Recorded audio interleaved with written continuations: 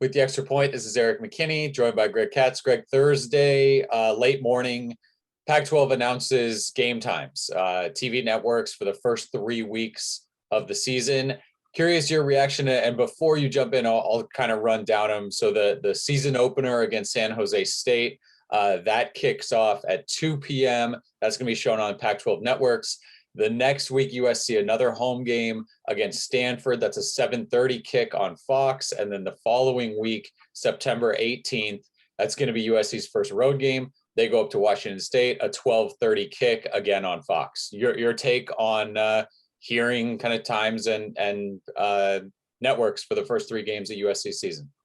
Well, I don't think it was any shock that San Jose State would be on the Pac-12 networks. It stood to reason. I guess you could say it's a throwback game because back in the early days when I was growing up, football games were at 1:30 at the Coliseum, which means the 2 p.m. kickoff is only 30 minutes later. Now, the good news is plenty of time to tailgate. You don't have to get up real early in the morning. I suppose the bad news is 2 p.m. In September, early September, could be very hot in the Coliseum. So yeah, it's kind of a trade out there. But I think all in all, if you can survive the heat, I think it's a reasonable time for a San Jose State team. I think the following week, though, against Stanford at 7:30, which will be a national broadcast, I would assume. That's going to be interesting if you like 7:30 games. I think for writers, they probably don't like 7:30 games. That means we'll not be home until maybe 2 in the morning, depending on access to the Coliseum press box after the game. But it'll be cooler if it's a hot day. That'll be good. Stanford will be an interesting choice. We don't need to get into how good or bad they're going to be, but it will be a turning point for USC in the sense that it's the first conference game. But a night game at 7:30, I think people aren't going to argue about too badly, considering there was no attendance last season. So a lot of people are just going to be happy to be there.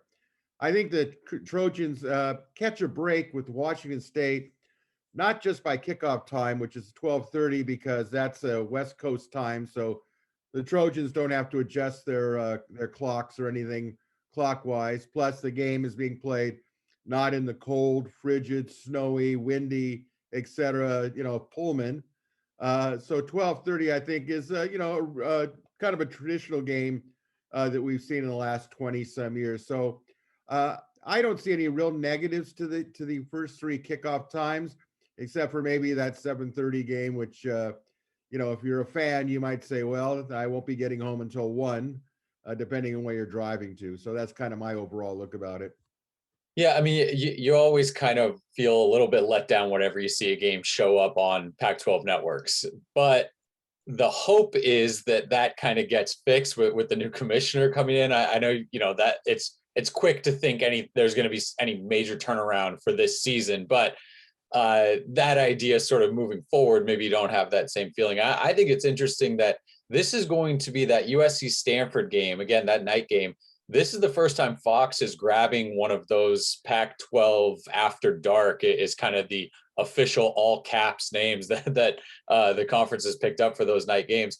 This is the first time they're doing it. So there's going to be a lot of emphasis on that. And they're really going to, I think, push that narrative through that day and try to drive a bunch of eyeballs to that game. So again, if you're going to play a night game, you kind of want to be in that window and under that spotlight. And so I think USC, again, if you're going to play at night, you want as many eyes on it as possible. You don't want to be buried on some other network. So I do think that is a nice thing. And I kind of like bouncing around. I don't know what it does for kind of body clocks and how the guys will sort of adjust for that. But as someone who likes to watch kind of college football at different points of the game and cover sort of different kind of elements when it comes to it, I like the day game, the night game, the day game, and kind of seeing them in different times again throughout the day. So again, I think a lot of this feels similar to when we first heard about the USC schedule, where it's okay, they've got every game on a Saturday. There's not a whole lot of issues with travel. I think this kind of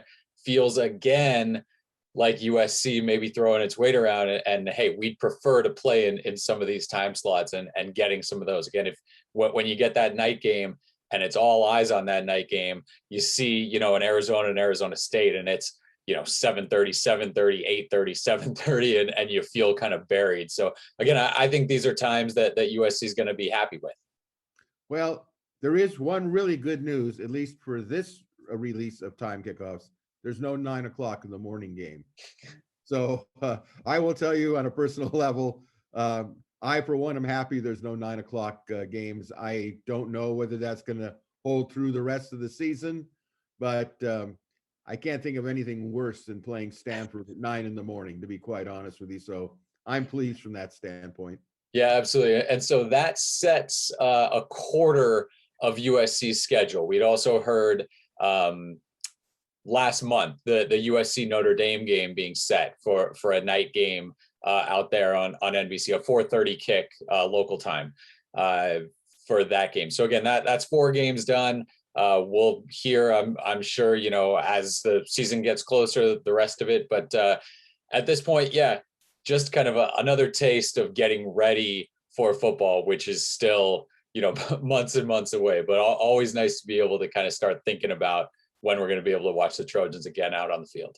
Yeah, and you know what? The Notre Dame game, we're kind of all getting used to the fact it's going to be 7:30 in South Bend, so no real screams there. Again, that for those who have gone back to Notre Dame, well worth it. It lives up to everything that it says it is.